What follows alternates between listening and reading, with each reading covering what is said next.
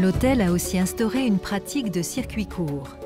Si l'Islande importe encore une majorité de ses produits de l'étranger, la production locale gagne peu à peu du terrain. C'est ce terroir islandais que les deux chefs du Lion souhaitent défendre dans leur cuisine en nouant des liens privilégiés auprès des fermiers locaux.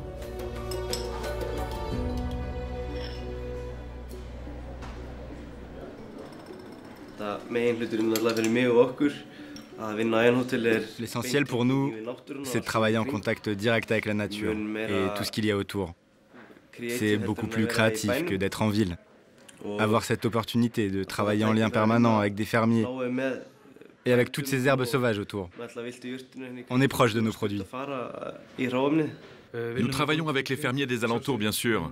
Nous essayons d'avoir le plus de liens possible avec notre environnement direct. Et puis, naturellement, cet espace s'étend de plus en plus. Les Islandais cultivent beaucoup de légumes dans les serres de nos jours, ce qui nous apporte de la créativité. C'est motivant de suivre cette évolution. Les choses ont pas mal bougé. On cultive de tout aujourd'hui. De la tomate au poivron, en passant même par des bananes. Les chefs rendent ainsi très régulièrement visite à Pétur, ancien psychologue aujourd'hui à la retraite. Avec son frère Horn, ils sont propriétaires d'une ferme familiale au bord du lac de Thingvallavatn. Ils y fabriquent du mobilier à partir de bois locaux et fournissent quotidiennement l'hôtel en poissons frais. Salut vous deux, entrez, entrez. J'étais justement en train de travailler sur des petites planches en bois, comme vous avez déjà à l'hôtel. Là, tu en as en boulot, et là, c'est du sapin. On a de la chance, parce que les liens entre l'hôtel et la communauté sont bons. Et je crois que les deux parties en tirent profit.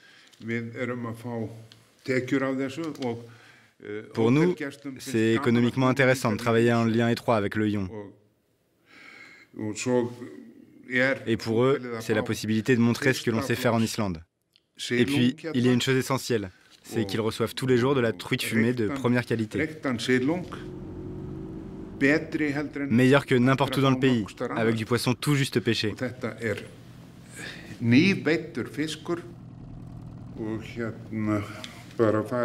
Ensuite, à nous de suivre les besoins, les demandes de l'hôtel. On pêche en fonction, de façon à respecter le plus possible l'environnement et l'écosystème du lac.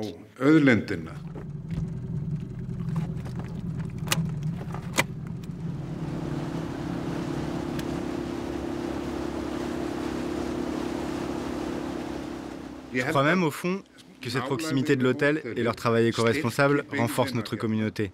Je pense aussi que les touristes gagnent beaucoup à découvrir ce qu'est réellement la vie dans cette partie de l'île.